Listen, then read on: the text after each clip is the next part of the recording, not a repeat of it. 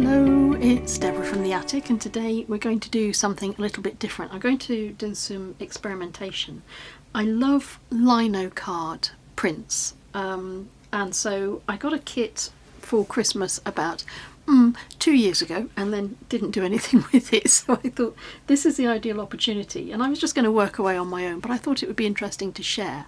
So the type of lino I have is called soft cut, which is perfect because it doesn't take a lot of movement of the blades.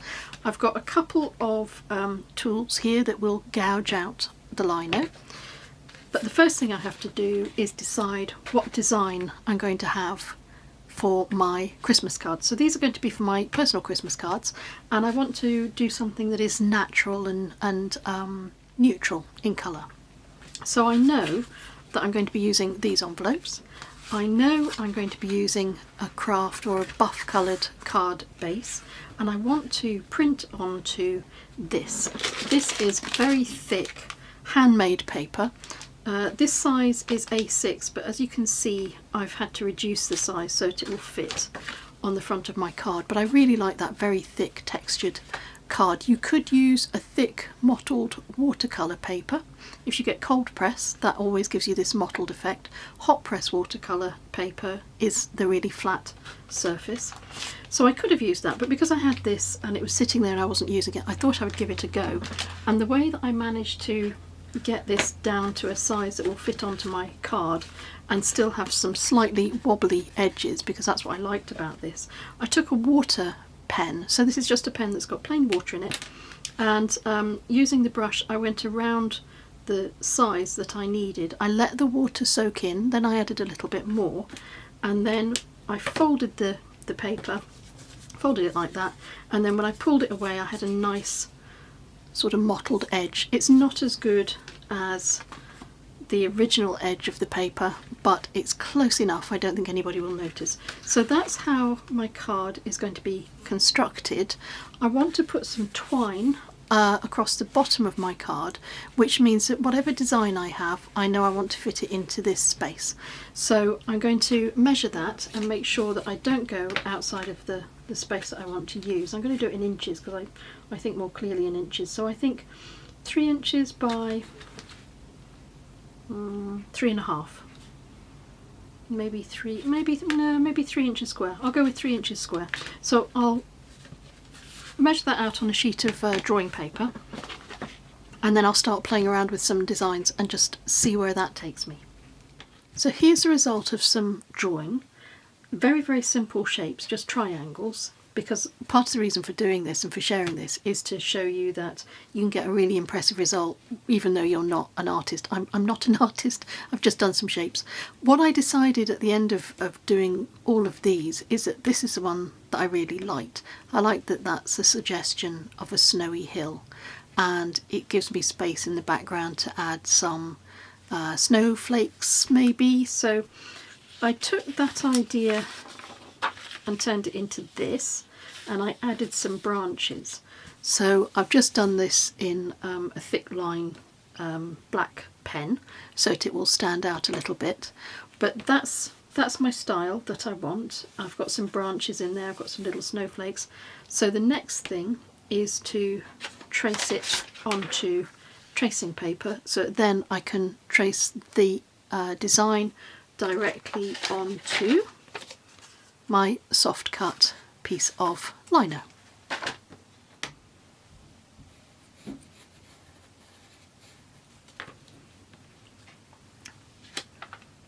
Now I'm tracing my design onto my lino.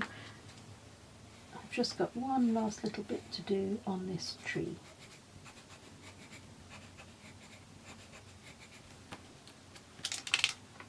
There we go, that's that all done.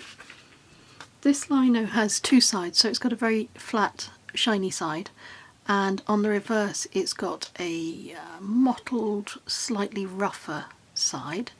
I've decided to go with the smooth side because I'm planning to print onto this mottled paper, so I'm going to give myself a chance to get more in contact with that paper than I think I would have done if I'd used the mottled side.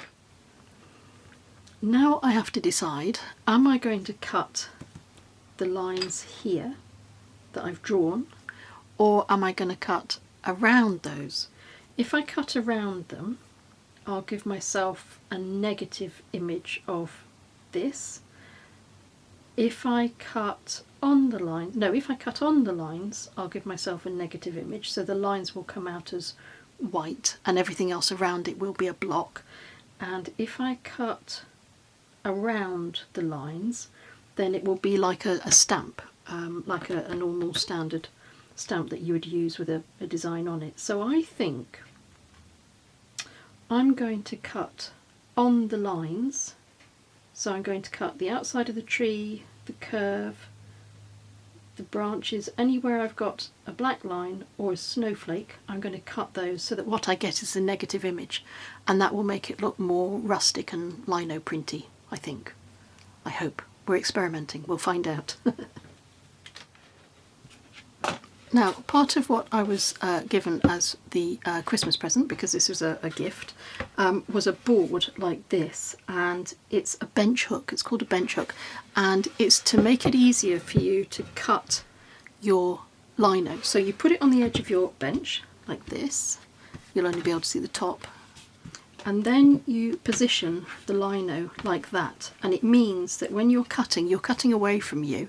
There's no risk that you will cut your fingers, and it means that you've got something to push against. Because I'm going to be cutting on these lines, I'm going to use narrow tools. So this one has got a V cut in the end, and this one has got a rounded cut in the end. So altogether I've got 3 tools. I've also got one which is a real big gougy one, but I don't think I'll need to use that.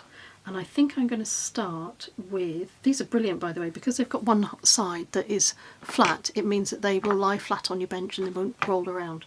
I'm going to start with the really pointy one, which is this one. Okay. And I'll start off and show you how I go. I did say this was an experiment, didn't I? So this is lovely. It carves like butter. It's nice and smooth, and I'm not having to apply much pressure really to get that to cut through. And there's my little sliver that's come out. I don't know if you can see that actually. Can you see that? My little sliver that's come off the tree? So that's all I'm going to do. So I think what I may do is I will fast forward as I do this, and I'll pop on some music, and we'll hook up again once I've finished my cutting. I can't even find the little bit, it's so tiny.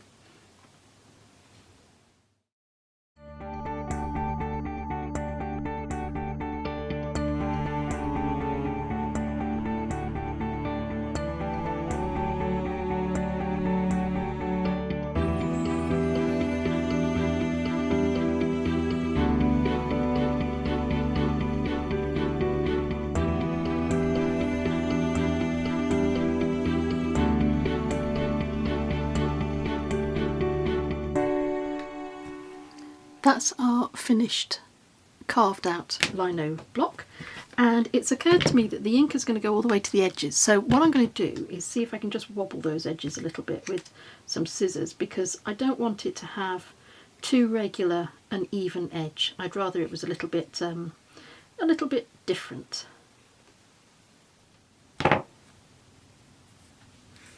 There we go. So we're going to try this now. I'm using an Onyx Versafine ink. This is an archival ink, and I'm just going to see how we get on with this.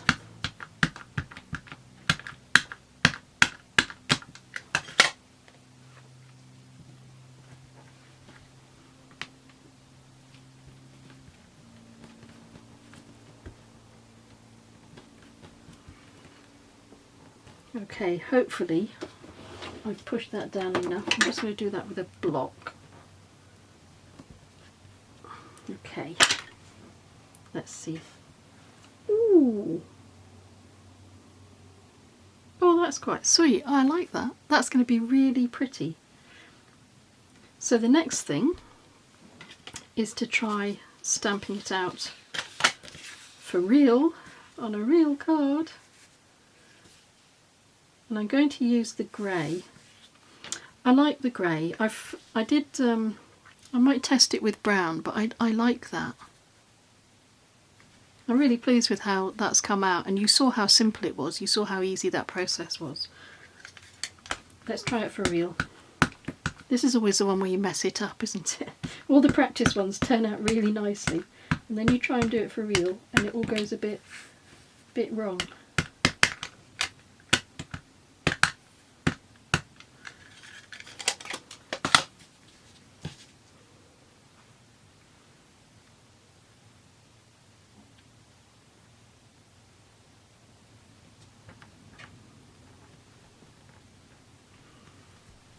I'm going to be really patient, and I'm going to give the ink plenty of time to sink down into the paper and be absorbed onto that very, very thick, handmade, very heavily mottled paper. So the mottled paper is a little bit maybe too mottled, so I could use some watercolour paper. I could try adding more pressure and leaving it for longer. I'm going to turn it over and I'm going to have a go at leaving it for longer, and I might pile some weight onto it. I'm going to apply as much of the ink as I can to really saturate that image. And we'll try this. And I will add some stamp blocks and anything else I can see around me that is nice and heavy, such as gesso. It's always good to have gesso by your side. It's a good heavy weight, and I'm going to leave that for a few moments and just see if that changes the result. That's had a good few minutes to sit. Let's see if it's helped us at all. And no, it hasn't. So we're going to have to use a different card. Something that is, oh, actually that one worked better, where we applied lots of physical pressure. The gesso didn't do its magic, so we'll try that on a different piece of card. I've been away and got myself a cup of tea and had a little think about a different way that I can print my nice little lino cut thing, because this experiment didn't quite work, which is a shame, but always have a plan B. So my plan B is, this is the card I wanted to print it onto, so I've cut the card in half so that I can make sure that this will fit on there. And the other thing I'm going to do that I've learned from looking at this corner is a little bit too sharp, so I want to just curve that a little bit. I think that will make it sit better when it's printed onto the card. So we're going to try going directly onto the card. Now this card is wider than it needs to be, so I've got a choice. I can print it in the centre of the card, or I can print it to that side of the card, and I think I'm going to try that, and then I'll take a little bit off here. So I'm still experimenting. The other thing I'm going to do is I'm going to use a stays on black ink pad to ink this over, because that will make it easier for me to see where the design is.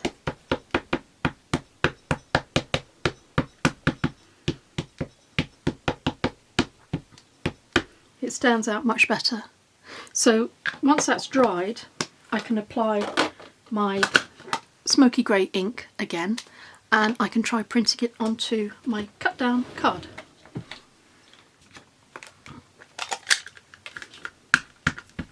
I'm inking up with my smoky grey archival ink.